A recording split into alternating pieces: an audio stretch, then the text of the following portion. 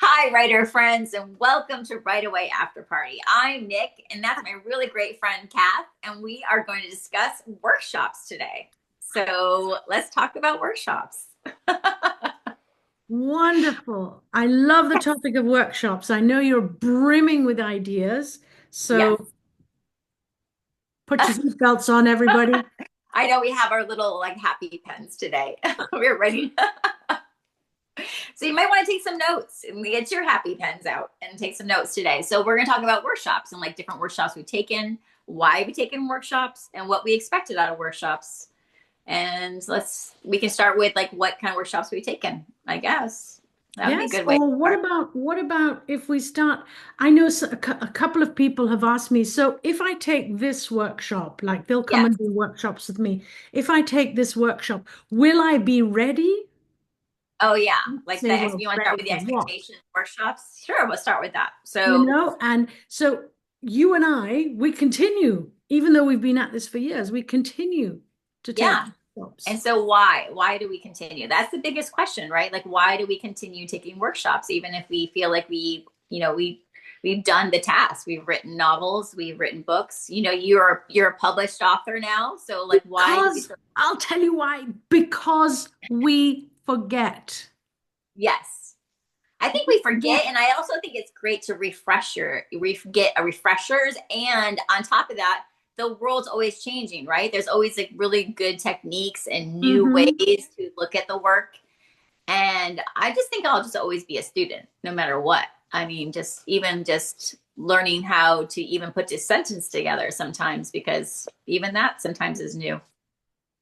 Did you know that writing is all about loving sentences? I think we had that conversation. We had that conversation about 2 episodes ago. Annie Dillard told a little story about a professor in college, and really that opened my eyes. I Yeah. thought, do I love sentences? No, I don't. But I'll tell you what, ever since I heard that, when I'm going back to review my work and what am I trying to say? Uh, oh, Revise. thank I don't. you. Revise. I am focusing on everything one sentence at a time. Yeah. She was Yeah, right. line you're doing line editing, like I mean that's where the real writing comes in when you get down to the line editing, and you're Yes. really honing in on the sentences. And I learned that in a workshop. I learned that in a workshop with Kathleen Dewey, actually. She was really adamant about like line editing, getting specific words in on. She said to have a gem on every page. So make sure you have one gem, one takeaway sentence on every single page of your novel. And There's I was something, there's something to write down. Scribble that down. One gem per page. Yeah, so not every single sentence needs to sing. Some sentences are workhorses, right? Some sentences need to do the heavy lifting.